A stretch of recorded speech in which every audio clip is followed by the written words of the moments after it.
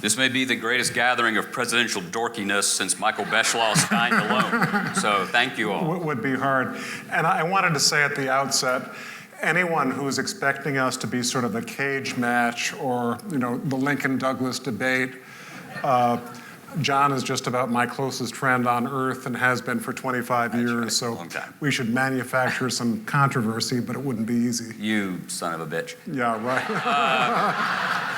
As Harry Truman once said. Exactly. There is, Evan Thomas and I have a rule, this is a true story, that for 6 months after we publish a book, we refuse to have lunch with Michael because Michael still knows more than we do about the book we just published. Because well, as you know, it's like, shit, no, I didn't know that. And isn't that really a charming thing for the friend of the author to say, notice that you didn't mention this subject? No, you didn't. No, you just, you assume your friends are your equal. But right, it's an honor to have you here. Thank you. For me, too. 10 years in the making. And you're taking a real risk by having me here, someone who took 10 years to write a 700-page book. I mean, if I answer everything that Jon says in direct proportion to the length of time this book took to write, you are going to be sitting here in 7 weeks petrified while I'm droning on. Jon will be long gone by then. So. Merry Christmas to you all. Right. No, absolutely. I think it's more Valentine's Day. But you, this was after The Conquerors, your book about Roosevelt and Truman and the fight over post-war Germany. So you started this in 2008, right? Mm-hmm. So what was it in 2008 that pushed you into this direction? Now, Jon is going to ask these questions as if he does not know. We talk on the telephone how often? A good bit. Maybe twice a week, although he's here and I'm in D.C., and we would have been at the time. So this is a little artful. Jon may be asking some of these questions as if he did not know the answer. Have you been interested in history for long?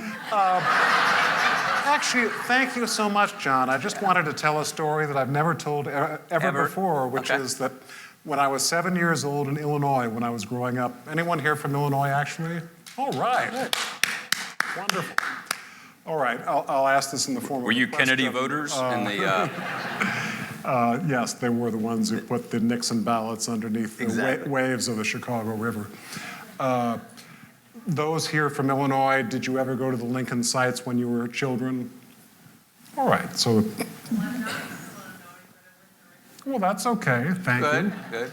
Half credit. I'm not asking about the Andrew Johnson sites. We'll get to that in a moment. That's right, yeah.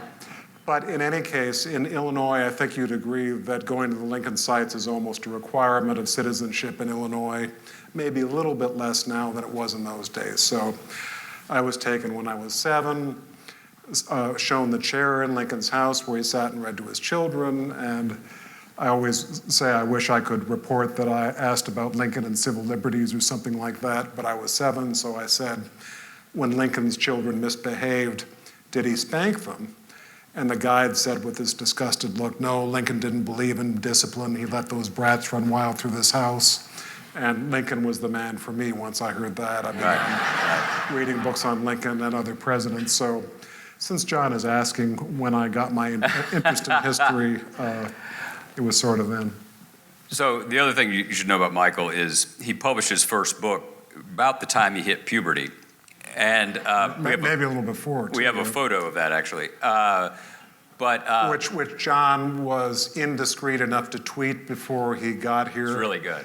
And I look like an urchin extra in the Broadway play Oliver. I was looking more Holden Caulfield, but yeah, that works too. But gotta find that picture. Oh wait, what happened?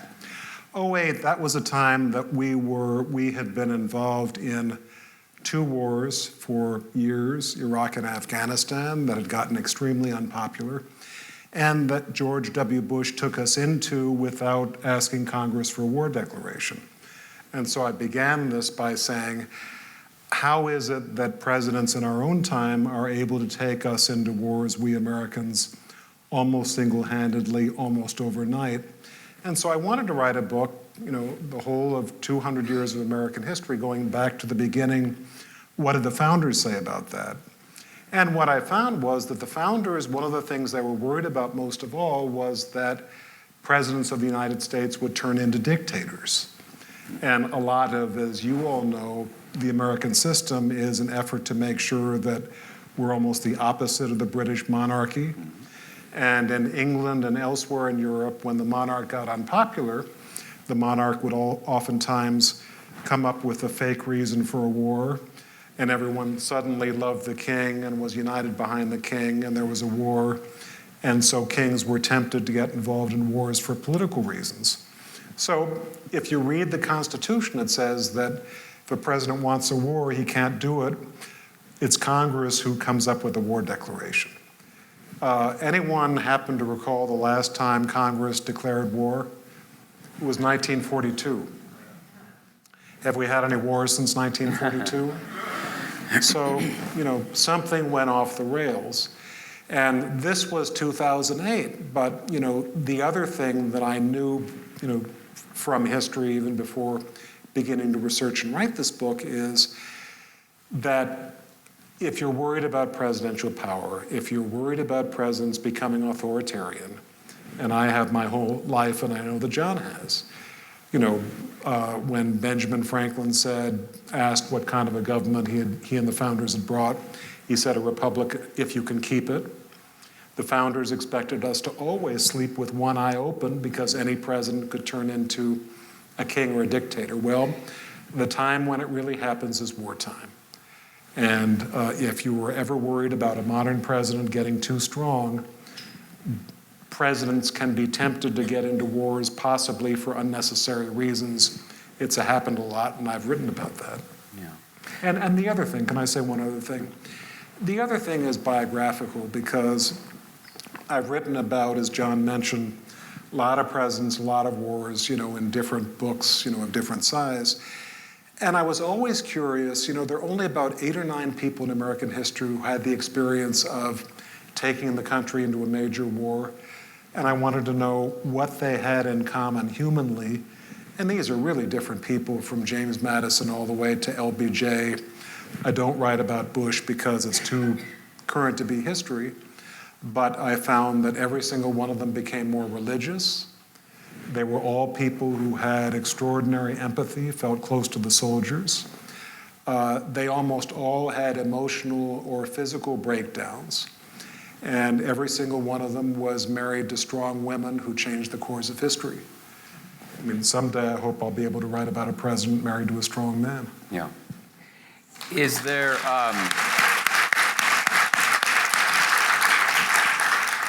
What's the role of a guilty conscience? Guilty over having gotten involved in an unnecessary war. Yeah.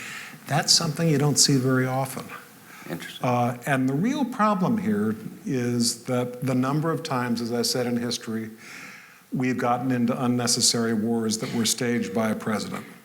And the first big example of that was an eminent citizen locally. Yes. This is the part where I dump on James Polk. Is that okay? It's all right. It's all right. On the way over here, I stopped at the Capitol Hotel to apologize for what I was going to say this evening.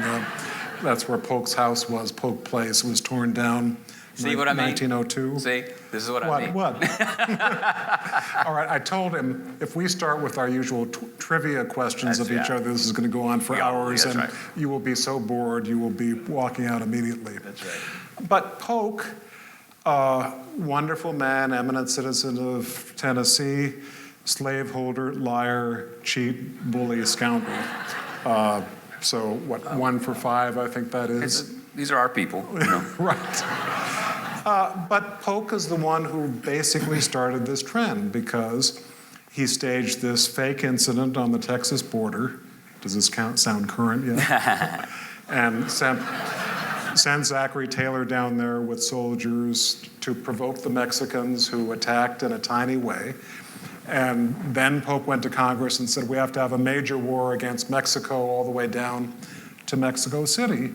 Lied to Congress, lied to his Secretary of State, did this for one good reason, one terrible reason. The good reason was he wanted to get land from Mexico, almost 1 million square miles, so that we could become a continental nation, Atlantic to the Pacific. The bad reason was he was a rank slaveholder and wanted to spread slavery all the way to the Pacific. So while saying the reason for this war was this skirmish, the real reason was he wanted to get that land from Mexico and wanted to make it congenial to slavery. There was one young congressman who rose on the floor of the House who said, I think this is an illicit war. I don't think there was even an attack by the Mexicans on us. And his name was Abraham Lincoln of the state of Illinois. And Lincoln it's a good thing that Lincoln didn't have to run, was not going to run again, because he probably would have been defeated, because Polk was one of the early presidents who started something we've seen in our own time, which is to say, you criticize the president, you're criticizing the soldiers.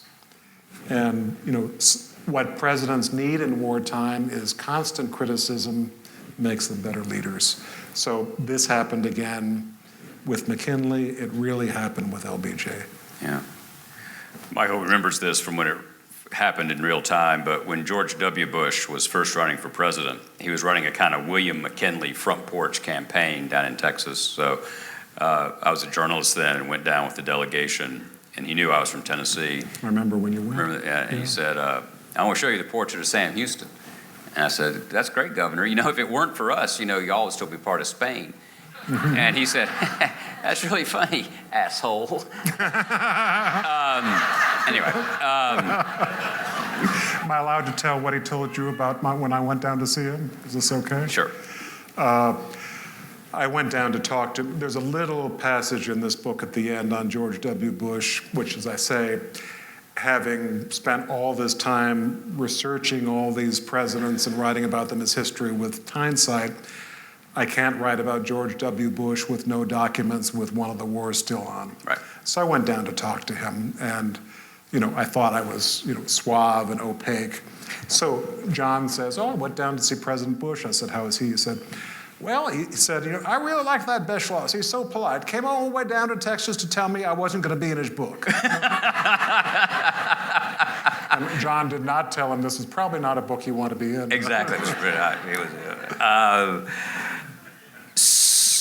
Talk about, if you would, the religiosity point. Because you're right, from James Madison through Johnson, different levels of people who would have had some have been conversant at different levels with theology along the way. Yeah, and Madison probably the least, but even he brought himself to declare a day of prayer, which took some doing with Madison, as you know. Yeah. Everyone else becomes more religious. I mean, it's amazing. Abraham Lincoln, when he was a young man in our beloved state of Illinois, was thought of as a skeptic, maybe an atheist, certainly an agnostic. And when he was president, a friend from Illinois came to see him and found him reading the Bible and said, I can't believe what I'm seeing. And Lincoln said, I don't know how any president can go through the trauma of being a war president without finding the spiritual comfort of Bible reading or some form of religion. The most interesting thing was Lyndon Johnson, who was what I would call a show Protestant. In other words, he was glad to be photographed going to church. I don't see much evidence, and John has written about this and studied it more, that there was a deep spiritual aspect to his early life particularly, although there were some preachers in his background and his family line. And I got to know Lady Bird Johnson pretty well because I did these books on LBJ's tapes, the ones he made of his private conversations, so I spent a lot of time with her. And she said, late in the Vietnam War, she said, Lucy, our daughter, converted to Catholicism at the age of 16. She was an Episcopalian like her mother. Her father was Disciples of Christ. And she said, Lucy almost secretly used to take Lyndon off to her little church in Southwest D.C., and he loved it so much and it gave him such comfort that late in the Vietnam War, I wouldn't have been a bit surprised if Lyndon had become a Catholic. And so that is one thing that is through all these presidents. Take that, Bobby. Yeah, right. Yeah. What is it, you and I both had this, we don't really have a conversation with Bill Clinton, you just listen. But he has this, Clinton has this set piece he does about two-term presidents without a major war and why they should be thought of more warmly by history. Gee, I wonder why he feels that way. And boy, it goes on a long time. Right. But compare and contrast Monroe, Jackson, Grant, Ike, Clinton, those presidents who reigned for 8 years, Eisenhower, Yep. who being the great example, who reigned for 8 years. Conflicts came and went, but they were in fact resolved without meriting inclusion here. Yep. Was it their leadership? Was it circumstance? In every case, it was their leadership. And Wow. the first chapter of this book is about a gentleman, the best one-volume biography of whom was written by my friend right here, Thomas Jefferson. And in 1807, Jefferson was president, and there was a pretty little-known episode.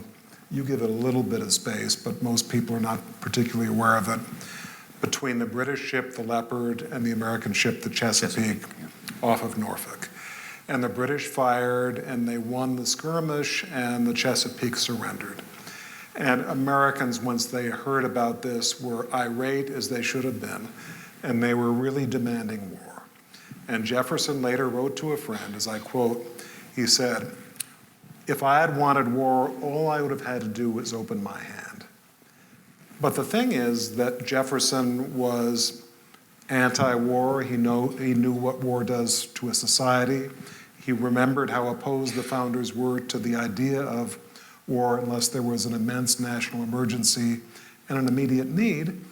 And through great leadership, he stopped the war from happening. Had that not happened, we'd all be thinking about the War of 1807. And I contrast that with his much lesser successor, James Madison. I mean, the Cliff's Notes of this book, Madison, great founder, terrible president, especially as a president of war.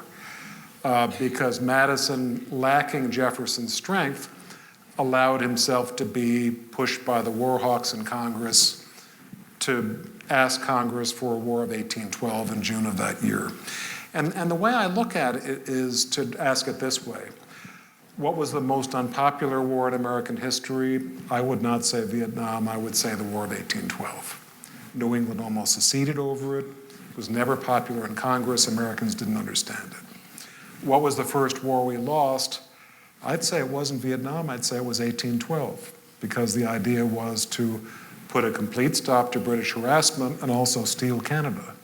Anyone been to Canada lately? I think it's still independent, so it didn't work.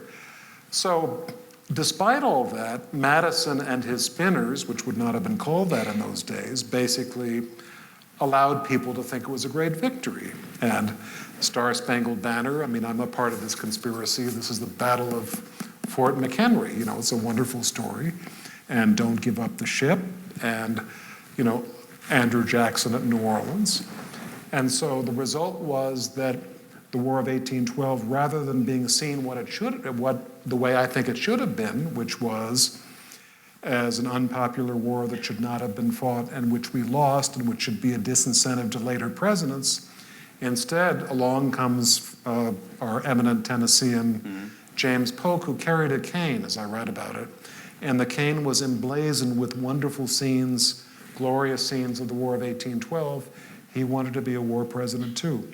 So the main thing I would say from all of this is beware of a president who thinks that war is a route to greatness. Right. So Jefferson, where would you rank Jackson and Eisenhower on that spectrum? I think that they deserve more credit for keeping us out of this kind of major war than they got. Especially Eisenhower, who I write about a little bit in this book, although he's not one of my 8 or 9, obviously. But in 1954, the French collapsed in Vietnam. There was huge pressure on Eisenhower to fill the vacuum by putting in American troops. And Eisenhower said no. He had been a general. He knew the cost of war. He also had the prestige to say no, and no one was going to say Ike is soft on communism. They might have said that about almost anyone else who might have been president. So I think we should give a lot more credit to those presidents who stopped the rush toward war. And Thomas Jefferson is honored for a lot of things, but I think he should be honored more for that than he is. So, character's destiny, which is good because it enables us to make a living. Right. So we're for that. Is there a consistent personal characteristic? Is it vainglory? Is it overweening ambition that links presidents who take us into conflicts that may be more elective than, say, the Second World War? I think it's all those things. And this is the real problem, because founders didn't want us getting involved in unnecessary wars, and why does it keep on happening over and over again? For instance, McKinley. McKinley was a well-meaning person, not the strongest guy on earth. And the American ship, the Maine, is sunk in Havana Harbor. So on this wave of indignation against the Spanish attack on the Maine, McKinley asks Congress for a war declaration and gets it. Only one problem. Who sank the Maine was not, who was responsible for the sinking of the Maine wasn't the Spanish, it was a boiler accident. You can't go to war against boilers, so he went against Spain. And also, Americans were angry about Spain, and so the result was, mission creep was not a thing in those days, but this was not just retaliation for the Maine. This got into a 4-year insurgency war in the Philippines. We took Guam, we changed the government in Cuba, we took Puerto Rico. And once again, this seemed like a great thing, encouraging to later presidents. But the problem is, we got into this thing of a fake incident that leads Americans to want a war that is not necessary, and that leads directly to Vietnam. How many here remember the Gulf of Tonkin episode? Well, one night, Lyndon Johnson goes on TV and said, there's been an unprovoked attack on an American ship in the Gulf of Tonkin. It was not unprovoked, as he knew, because we were provoking the North Vietnamese. It was a little bit like Polk at the border of Texas. And the other thing is that within 2 weeks, Johnson discovers that there was really no attack whatsoever. But in the meantime, he had gone to Congress and got almost unanimously this Gulf of Tonkin resolution, which, even though Johnson knew that the reason for it had evaporated, Johnson and Richard Nixon, for the next 9 years, go on and wage this whole war in Vietnam, almost 60,000 Americans killed, on the basis of a fake resolution based on an incident that did not happen.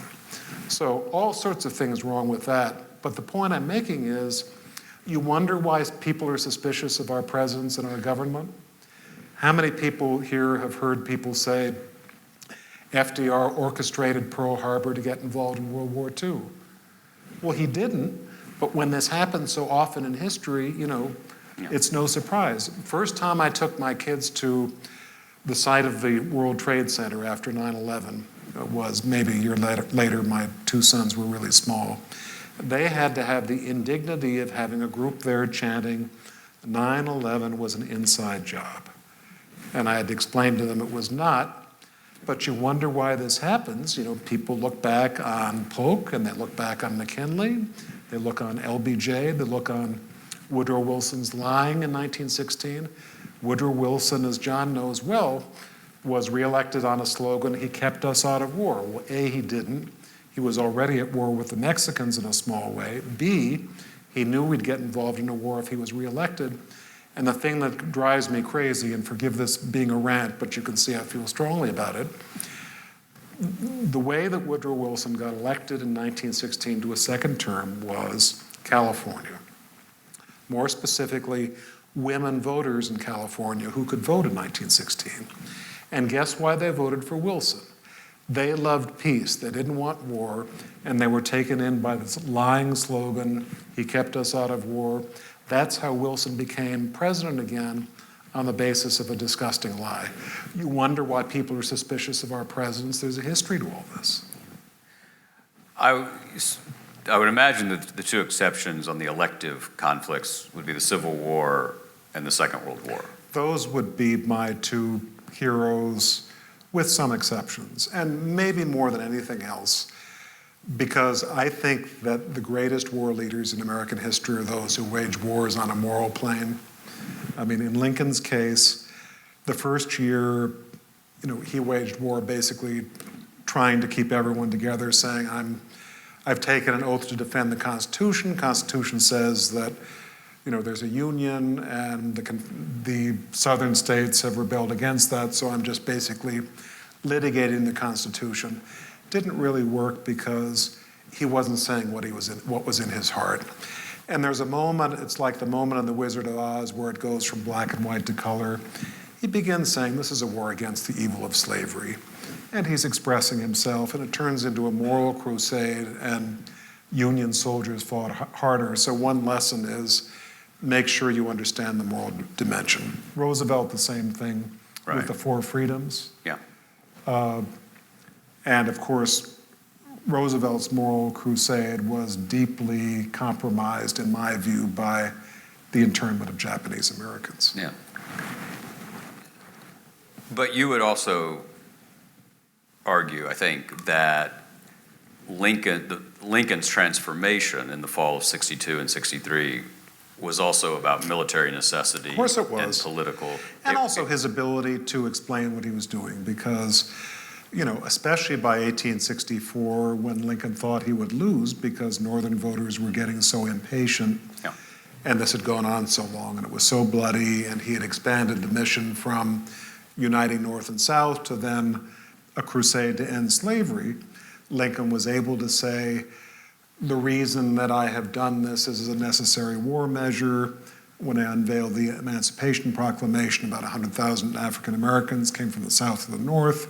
They're working in the Union war effort. If I canceled it, as many people were urging him to do, they might go back to the South, or they might stop working and we'll lose the war. Yeah. Back to Johnson, who you spent more time with. This is Lyndon, not Andrew. Exactly, yeah. I wanted to know if he's sort of yanking the subject back to Tennessee. You got to be, that's right, that's right. I shouldn't use the word yank.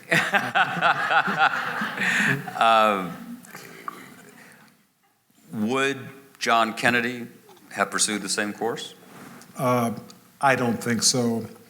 And as I write, I think one of the great villains of American history is a man called Robert McNamara. Anyone know his name?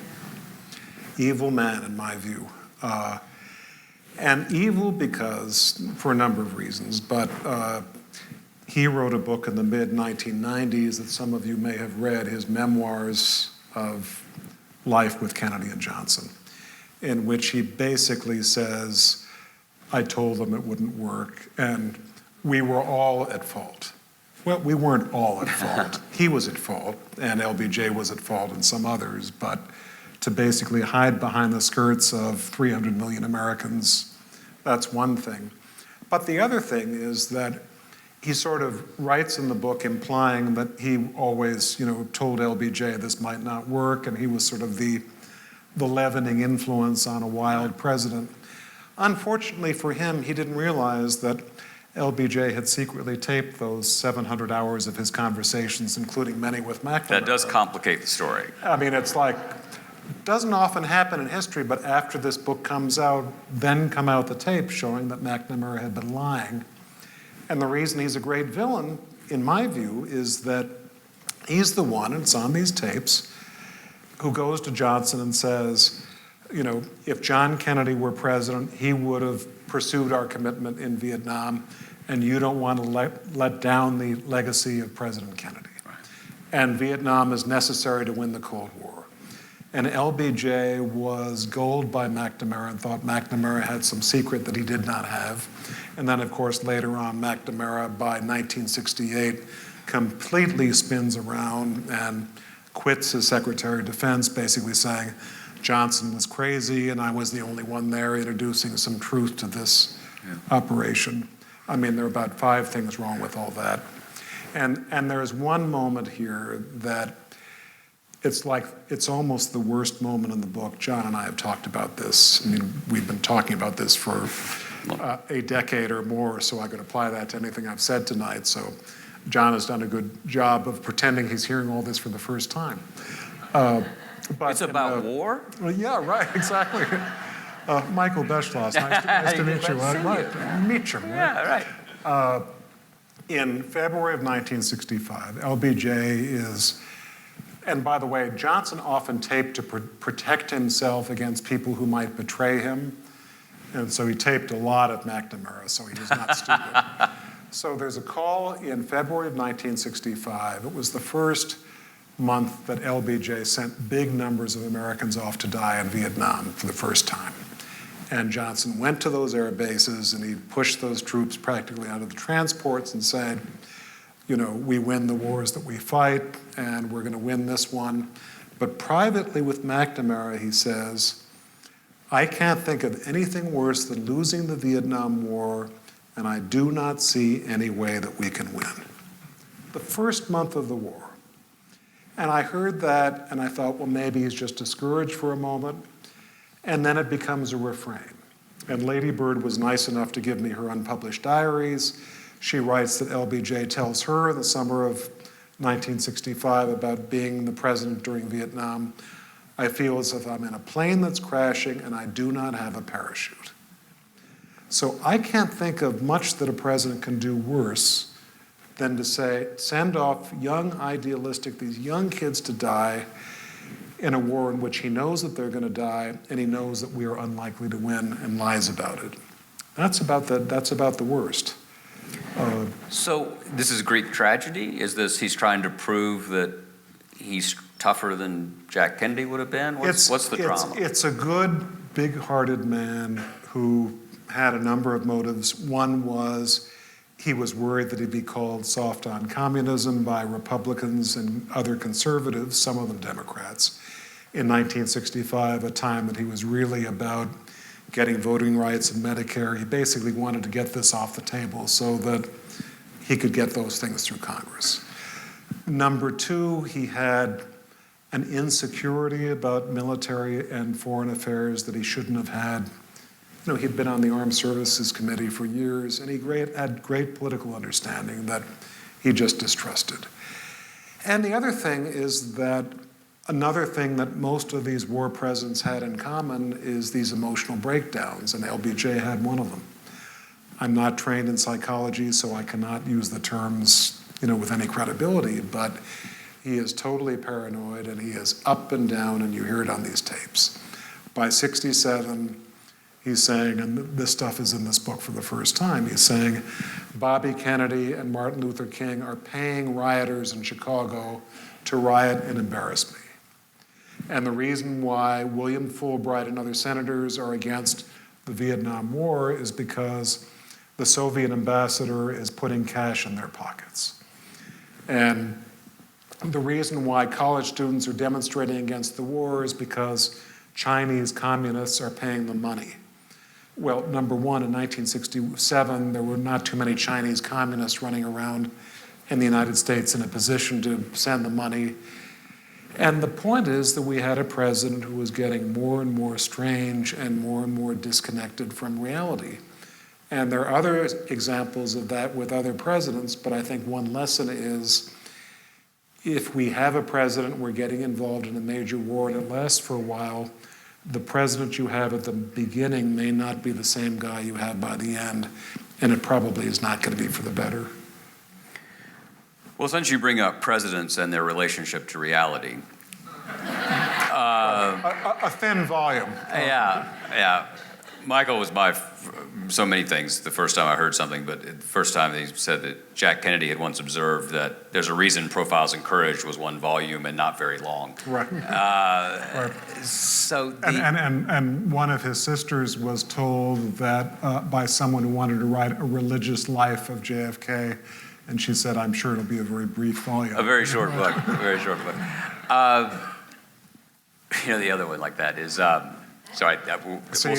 We'll stop. We promised not to do this. And, Ted Sorensen, who was Kennedy's speechwriter, not a very pleasant man, I didn't think, used to say to his friends who'd written books, I picked up your book and then I put it down and I just couldn't pick it up again.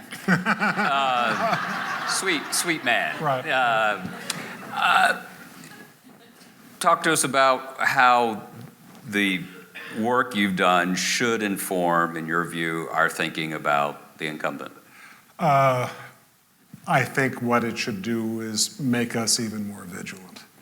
And I would say this about any modern president, but maybe a little bit about Donald Trump, and not for ideological reasons, but as you can see, I am always worried about presidential power. And one thing, this is not a value judgment, I think it's just fact, he is very good at accruing power and looking for it where he can find it. He has said that presidents who are most well remembered in history are those who've waged wars. That's something to be a little bit nervous about, I think. In 2011, he tweeted predicting that Barack Obama would get involved in a war in order to get reelected. Another idea that you probably don't want in the mind of the president. And the other thing, and I would say this not so much just about Donald Trump, but about any president who serves in our lifetime, what I was saying earlier about if you're worried about a president abusing power and taking too much power for himself, the real place it happens is wartime. Did anyone here happen to get what was called a presidential alert announcement on your iPhone? Well, this time it was benign, but in wartime it may not be so benign. It may be used by a president to get more power for himself and get Americans to accede to things that they never would dream of allowing during peacetime. Woodrow Wilson, another reason I love him so much, wrote these wonderful books about how not only presidents should tell the truth to Americans, but they should respect civil liberties. That's what he preached. What he practiced was, the second he becomes a war president, he tries to become a czar.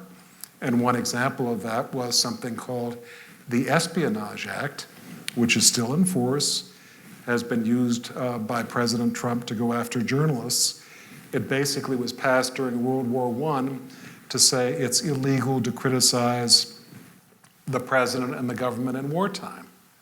Well, we're in wartime right now. We're fighting in Afghanistan, so the act applies. This is what presidents do. Presidents can declare martial law during wartime. So all I'm saying is that, Benjamin Franklin saying we always have to protect ourselves and make sure this remains a republic.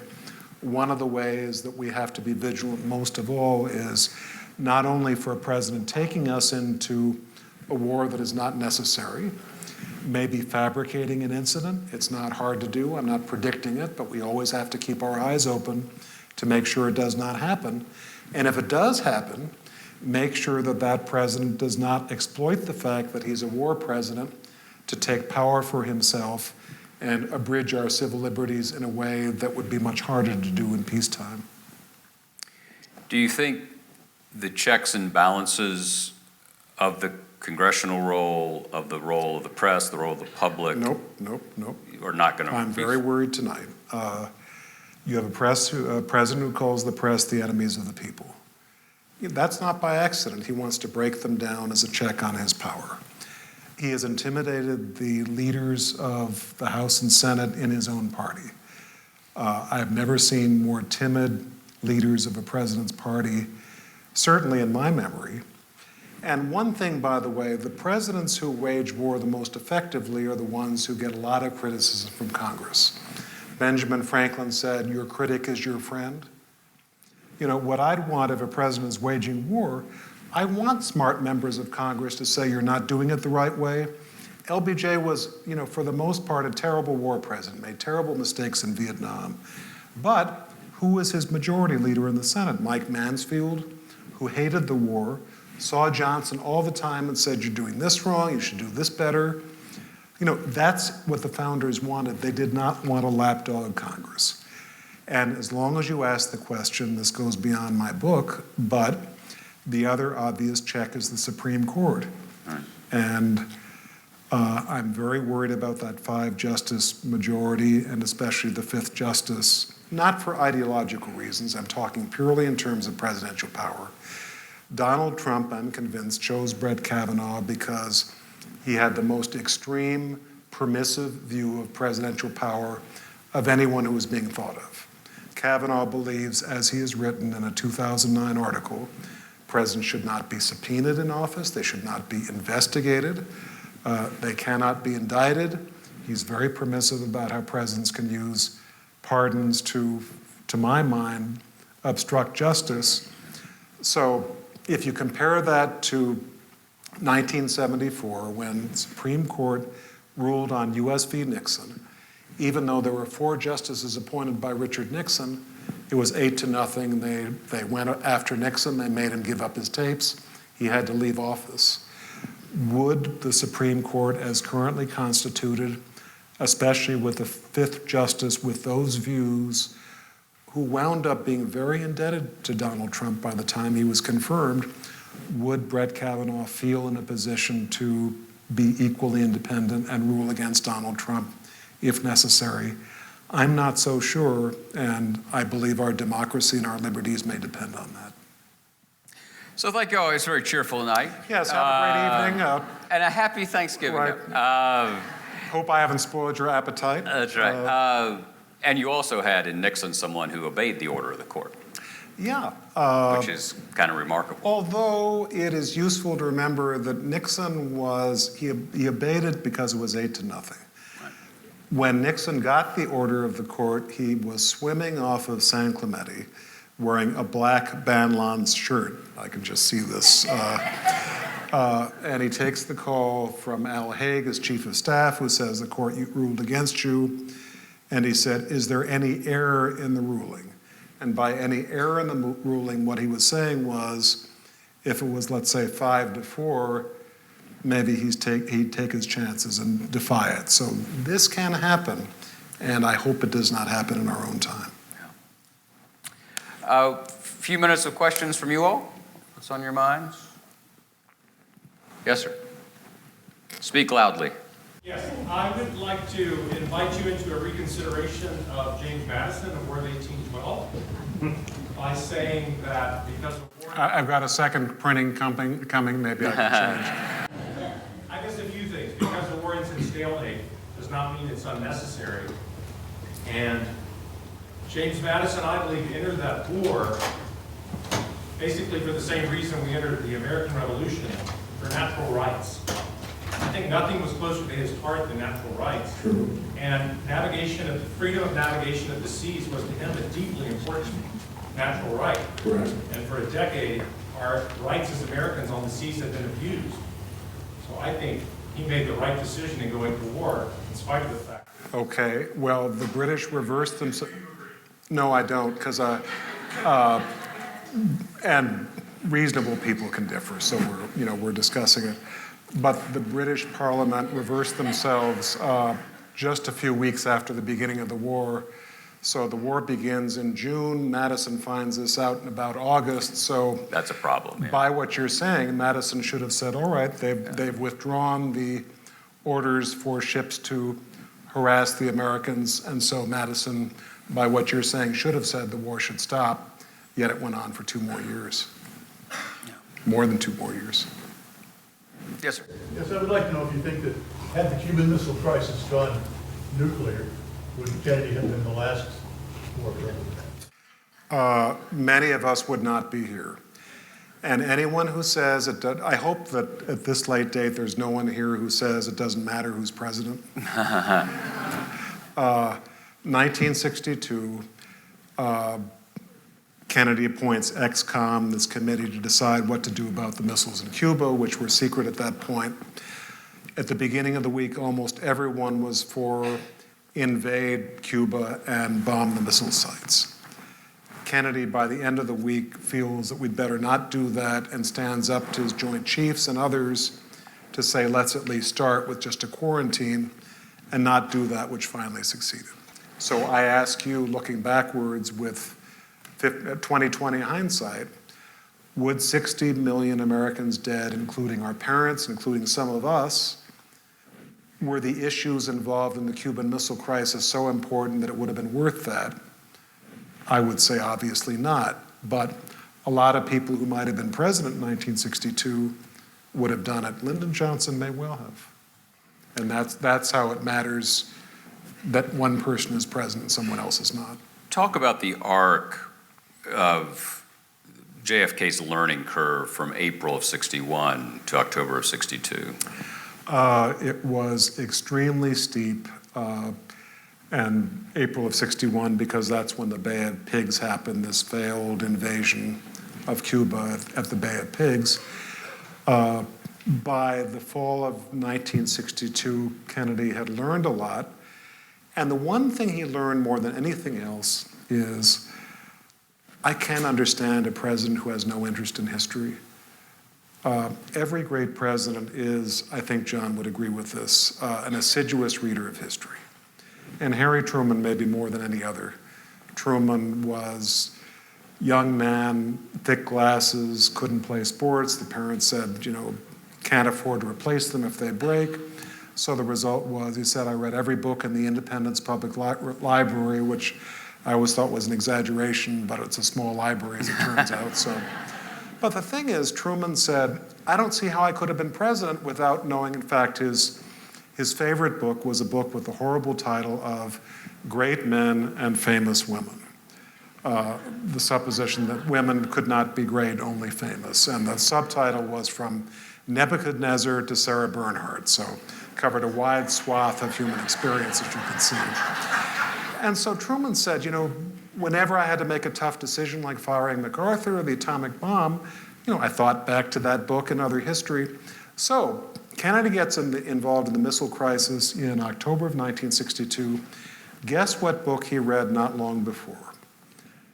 The Guns of August by Barbara Tuchman. We should all go lay flowers at the grave of Barbara Tuchman for that. She would like that. She would. Yeah. And I actually knew her a little bit. What was the lesson of that book? The lesson of that book was World War I happened because there were mistakes and miscommunications and accidents on both sides. And God looks after the United States because if there's one message you'd want in John Kennedy's thinking just before the missile crisis, that's the one. And so during those 13 days, he basically says, I want to know about every message, every statement made by the Defense Department, even if it's by someone at the fourth level. I want to know about every troop movement. I want to know about every plane. If a plane accidentally crosses a border, I want to know about that, because I don't want to know an accidental message sent to the Soviets that would lead them to think that we're going to do a first strike attack and lead quickly to a nuclear war. And at least twice during the missile crisis, American planes flew where they should not, and it could have touched off a nuclear war if Kennedy had not been so vigilant.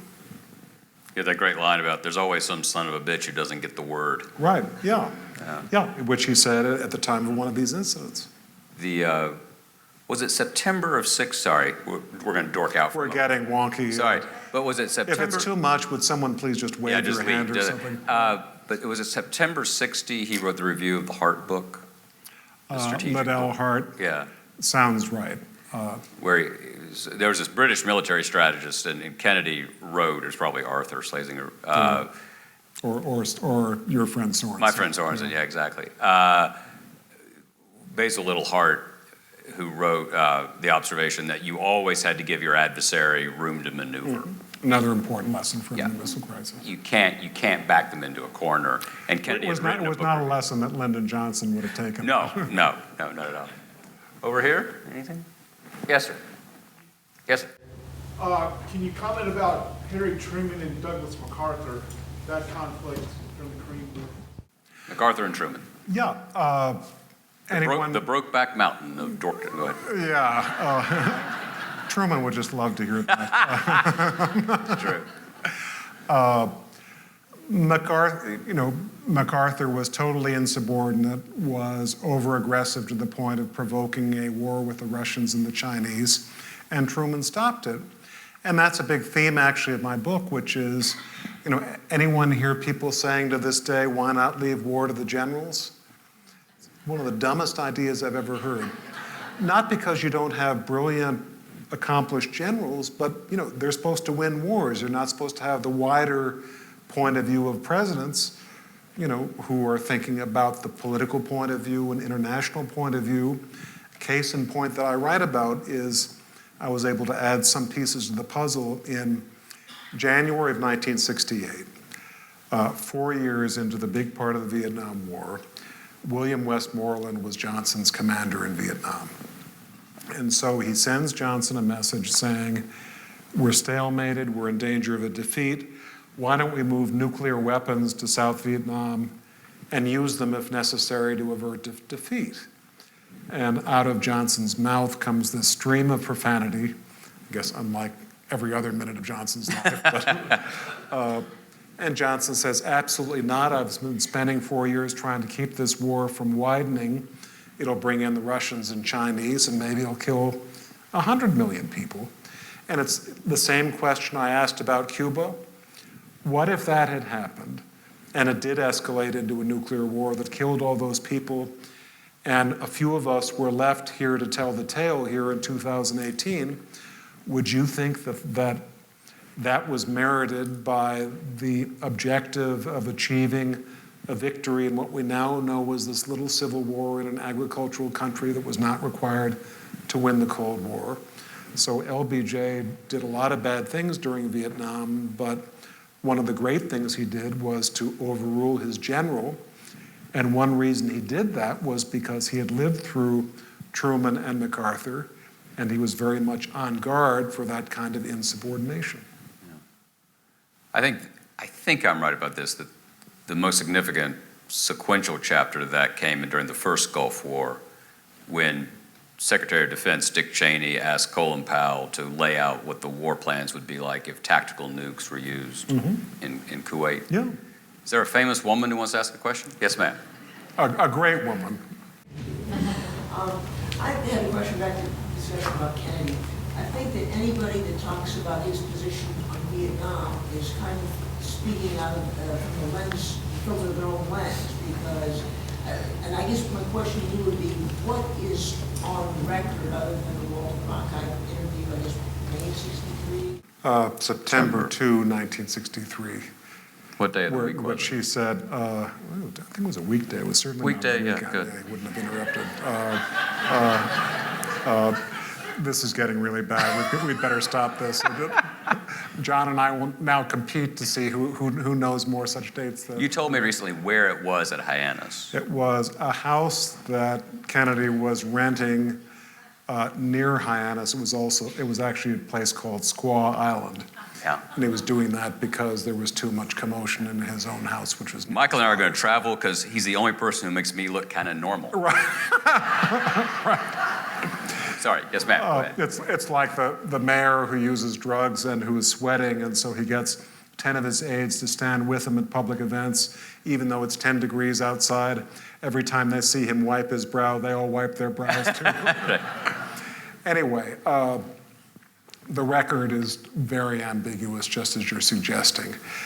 I think you can construct a case that Kennedy would have escalated the Vietnam. I think you can construct a case that he would have been a lot more moderate than Johnson.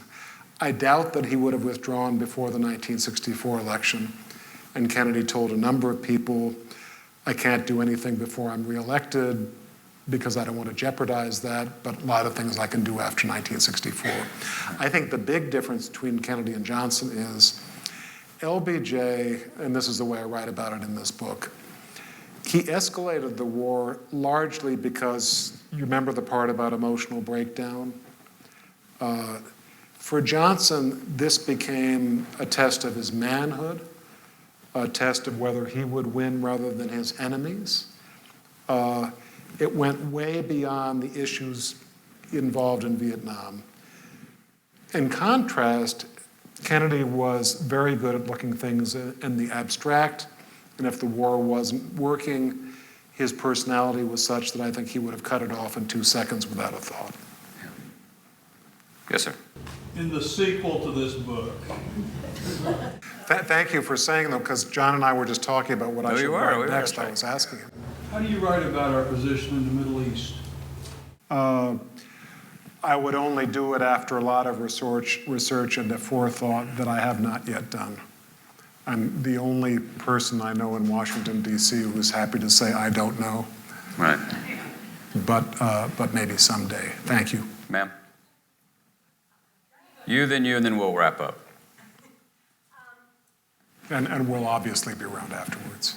When Robert Mueller's investigation finally ends, do you think he'll solve some of our problems? You know, I think John would be so much more interesting than I am on this subject, Paul. Very deft. Do you know the old story I about? thought it was sort of clumsy, actually. Do you know the old story about Albert Einstein and his driver? Do you know the story? So Einstein's on a speaking tour and goes 30 cities. And he's driven from place to place. And the guy who was driving him says at the 29th stop, "You know, Dr. Einstein, I've heard your speech so much. These people here don't know you. I think I could give it." And so Einstein says, "Well, that'll be fun. What, you get up, I'll say I'm the driver, and you say you're Einstein." So Einstein the driver gets up, gives the whole talk, and he's asked a very tough question. And the driver says, as Einstein, "You know, that question is so simple-minded that my driver can answer it." And so that's kind of where we are. My sense of Director Mueller is that he's the best coiffed iceberg we've ever seen. We see the hair, but we see nothing else. And I think he's... As it should be. Yeah, and we have a mutual friend who said to me about a year ago, Washington bureau chief of the New York Times, that she'd been in Washington for 30 years and had never seen an operation that leaked as little as the Mueller investigation. In fact, Except for the Trump White House. well, yeah, exactly, yeah, but it's a well-oiled machine, as we know. So as Secretary Rumsfeld would say, it's a known unknown, but I think we're going to know between now and Christmas, don't you? I think we do, but we've got real problems because not only do we have a Supreme Court whose independence I have real reason to doubt, we also have an Attorney General who's a political hack who was never confirmed by Congress, acting Attorney General, who is probably taking every secret there is in the Justice Department and the FBI and delivering it to Donald Trump and his people. That's not the way it's supposed to work. And so if you've taken away the possible check of the Supreme Court and of senators and members of Congress who will stand up to a president, and an independent attorney general who will tell a president, you have no right to see these things, our liberties are really in jeopardy. I do not usually overstate, but I really do believe that. Yes, ma'am. Okay, so I guess first part of my question you kind of answered, what keeps you up at night? I'll bet you're so glad I shared, right? Is there anything that gives you hope? Yes, that we over 200 years have conquered every time that we have been through a period of turbulence, which brings me to my favorite book of the year, The Soul of America. Is there anyone here who hasn't yet bought 10 copies? Yeah. I would recommend buying 10 copies and reading it 10 times. And I say this at other stops along my book It's tour. dedicated to Beschloss, so that's the point. But that's not the reason, because I've said that about other of John's books. But I've done this at other stops on my book tour, and people come up to me and say, this is really a case of human bites dog. You come all the way out here and you promote somebody else's book. But it really deserves it, and it's the best reply to what you're saying. Leave us by reading your last paragraph. Can you read? Okay. John wants me to read this and then read it in several other languages just to make sure the evening goes on for a while. The founders would probably be thunderstruck to discover, I think you're going to have to hand out antidepressants. I know. Okay, all right. That's why we have whiskey. Right. Forgot where I am. That's right. The founders would probably be thunderstruck to discover that the option to start a war of a magnitude they would find inconceivable, killing hundreds of millions of human beings in less than an hour, may now rest on the whim of a president. James Madison and his contemporaries never presumed that Americans would be angels, not even in the optimistic atmosphere of their newly fledged nation. But they hoped that all future presidents would be people of sagacity, self-restraint, honesty, experience, character, and profound respect for democratic ideals. The founders anticipated that any chief executive of the future would strain to avoid taking the nation into conflict except to confront a genuine, immediate national danger. And the founders expected that in the absence of such a danger, all future presidents would resist any temptation, which the founders saw in the European despots they abhorred, to launch a major war out of lust to expand their own popularity and power. There is, yeah.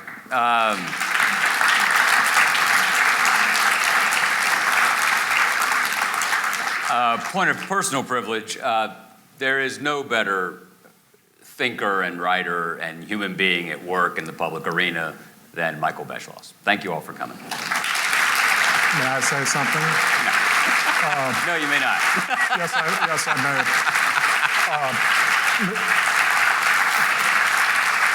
All I'm going to say, the same goes for Jon Meacham, double, and I have the last word. Thank you all very much for Sign books, buy books. Go have a, thank you, sir. Terrific. Thank you. Go, let's go up that way.